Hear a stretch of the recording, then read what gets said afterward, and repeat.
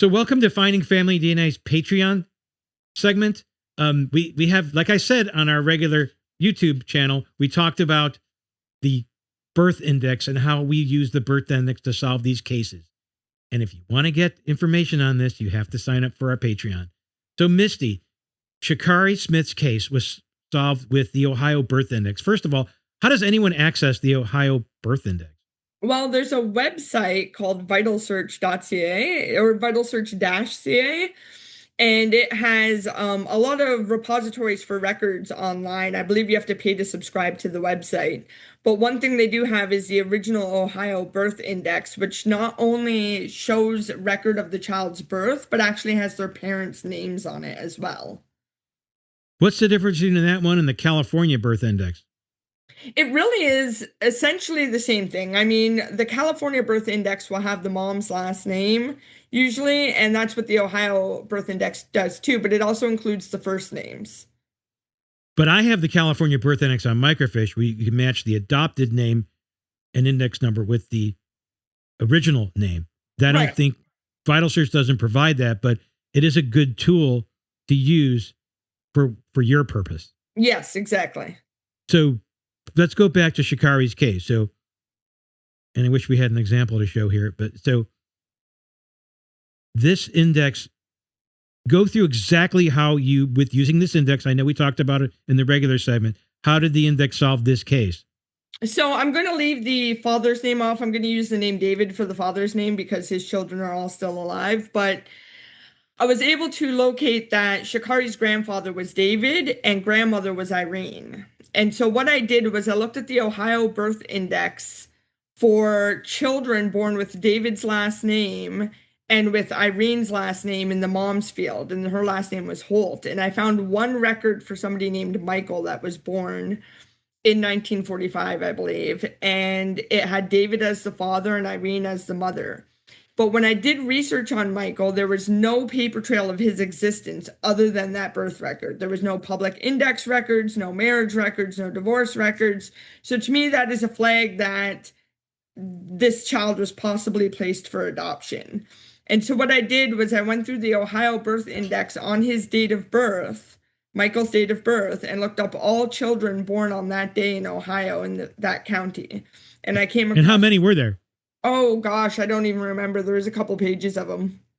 But within the first 2 pages, staring right at me on the screen was William Richard Gale with that date of birth, born in Ohio in the same county as Michael.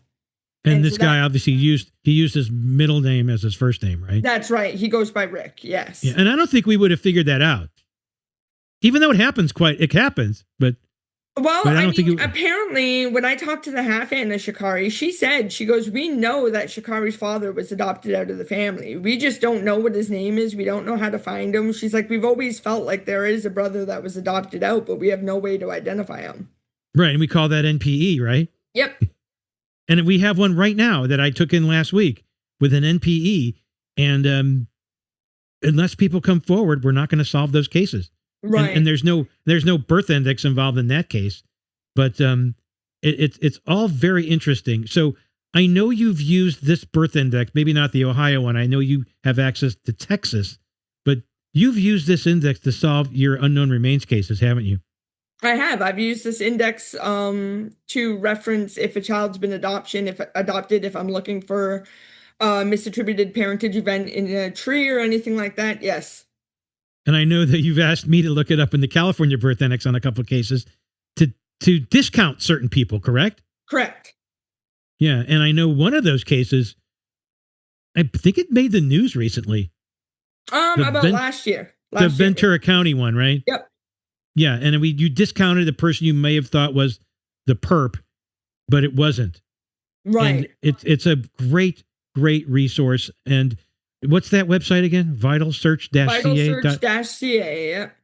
Yeah, and then it also goes worldwide, but it's a fickle index. It's hard to use. You got to get used to it. And I don't know. I think it might cost me $60 a year for that. It's amazing. I've used it for years. Matter of fact, I have a little advertisement on that website, believe it or not, that the guy doesn't even charge me for. He's a guy out of Central California. He has this website. It's put together with spit and glue, but Honestly, I'd like to buy it at some point, but he's not selling it, and I know other people have offered to buy that site.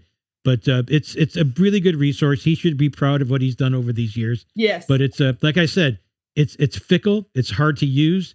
But you found it hard to navigate a little bit.